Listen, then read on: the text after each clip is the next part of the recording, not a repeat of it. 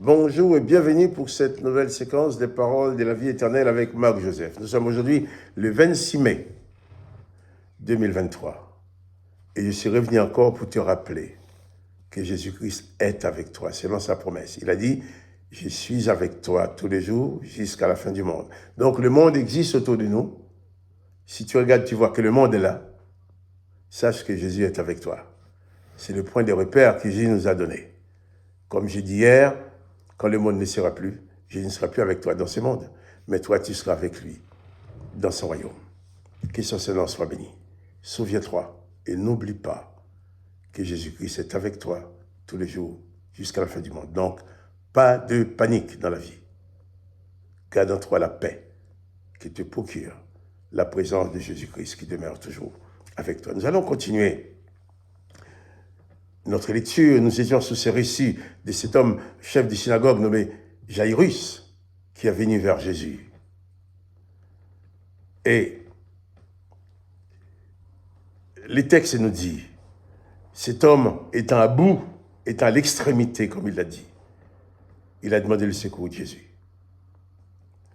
Les textes nous disent, au verset 24, Jésus s'en alla avec lui, et une grande foule le suivait et le pressait.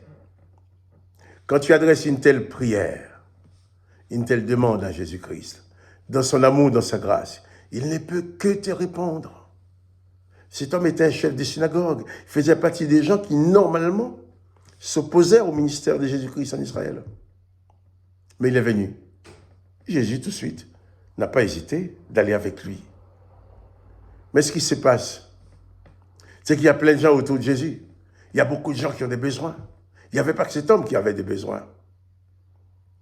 Il nous dit que, tandis que Jésus s'en allait avec cet homme, il y avait une femme dans la foule que personne n'avait remarquée.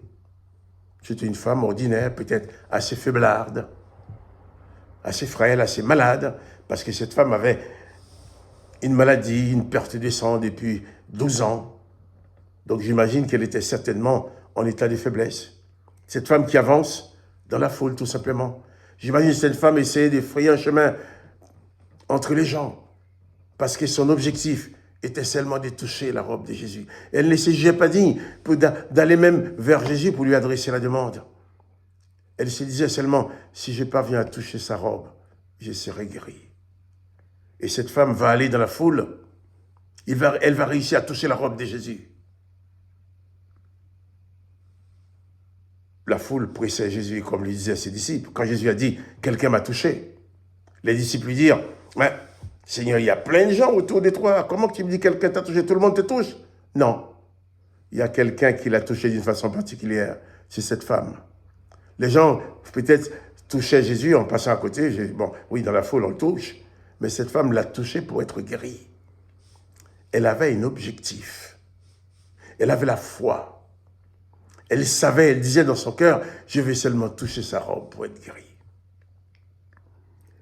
Et lorsqu'elle a touché Jésus, le texte nous dit au verset 28, car elle disait, si j'ai pu seulement toucher ses vêtements et je serai guéri.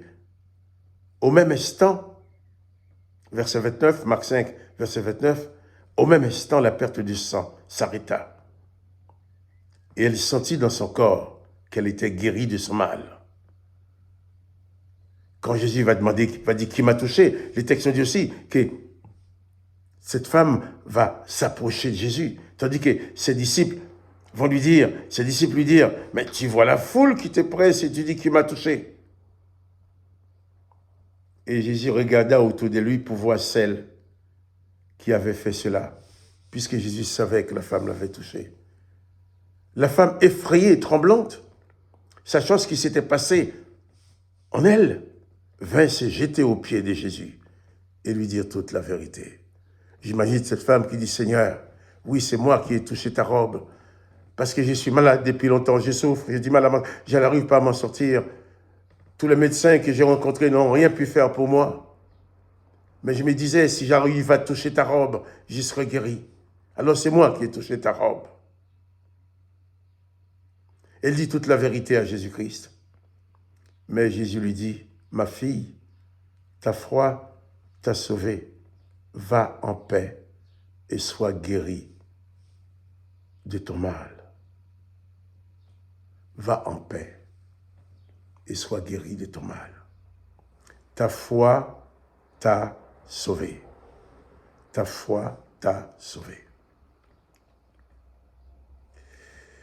Si tu te trouves aussi à l'extrémité, ou si tu as besoin de délivrance, de guérison, tu as besoin d'une solution quelconque, place ta foi en Jésus-Christ. Ta foi en Jésus-Christ est plus puissante que tous les événements de ce monde, que tous les maux qui peuvent t'atteindre, tout ce qui peut t'écraser, te pousser à l'extrême. Ta foi en Jésus-Christ est plus forte que tout cela. Fais donc comme cette femme. Parmi toutes les circonstances qui t'effraient, parmi toutes ces circonstances qui l'ont pour te faire du mal, va toucher la robe de Jésus avec ta foi. Tu ne le feras pas avec ta main, comme a fait cette femme. Mais crois comme elle. Place ta foi en Jésus-Christ comme elle l'a fait. Et touche Jésus par la foi. Et cette femme s'est jetée aux pieds de Jésus, lui a dit toute la vérité. Il y a des choses que tu ne pourras jamais dire aux autres, aux hommes, même aux gens les plus proches de toi. Ils ne te comprendront pas, ou tu as même peur qu'ils te jugent, même qu'ils te condamnent, au contraire. Tu peux dire toute la vérité à Jésus-Christ. Il ne te condamnera pas. Jésus-Christ ne sera ni ton juge, ni ton procureur de la République, ni ton condamnateur, ni ton geôlier. Jésus te fera grâce. Dis-lui toute la vérité. Auprès de lui se trouve la grâce, le pardon et la guérison. Fais comme cette femme, dis toute la vérité à Jésus-Christ. Jésus-Christ te dira, comme il a dit à cette femme, ta foi t'a sauvé. Va et sois guéri de ton mal. Donc souviens-toi et n'oublie pas que Jésus-Christ est toujours présent. Il est toujours là pour te secourir. Selon sa parole, il est là pour être avec toi tous les jours jusqu'à la fin du monde. Alors, pas de panique.